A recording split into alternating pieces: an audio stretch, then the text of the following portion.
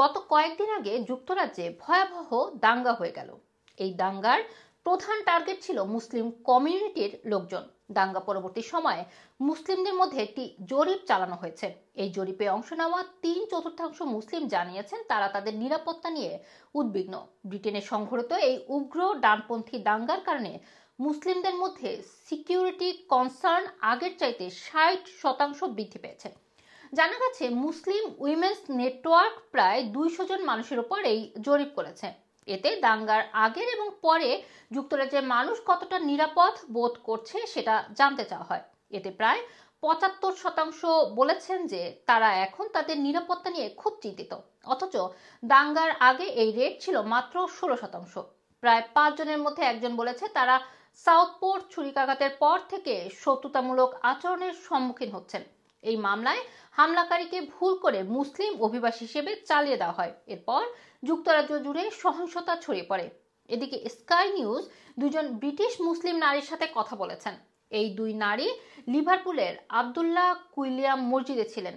এই মসজিদে গত 2 আগস্ট উগ্র ডানপন্থী বিক্ষোভকারী এবং তাদের প্রতিপক্ষের মধ্যে সংঘর্ষ হয়।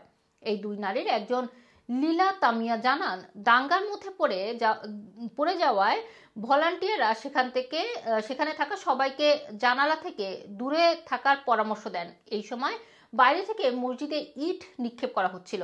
26 বছর বয়সী পিএইচডি ছাত্র স্কাই নিউজকে জানান তাদের ধারণা ছিল যে পুলিশ মুসলিম কমিউনিটিকে রক্ষা করবে না, তাই তাদেরকে বাঁচাতে তাদের স্থানীয় লোকজন দাঙ্গাকারীদের বিরুদ্ধে দাঁড়ান।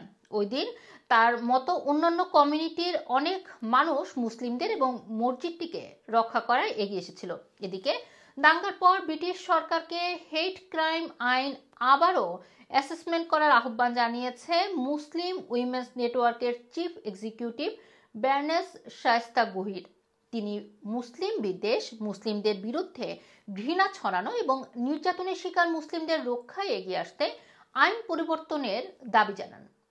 এই ছিল আমার কাছে সম্প্রতি ব্রিটেনের যে দাঙ্গা হয়ে গেল, এই দাঙ্গা পরবর্তী মুসলিমদের যে মানসিক অবস্থা বা তারা যে ইনসিকিউরিটিতে ভুগছে সেটি নিয়ে সম্প্রতি একটি জরিপ প্রকাশ করা হয়েছে। তার বিস্তারিত ব্রিটেনের যে কোনো গুরুত্বপূর্ণ তথ্য জানানো ইউটিউব এবং ফেসবুক পেজে লাইক, ফলো এবং সাবস্ক্রাইব করুন আমাদের চ্যানেলটি।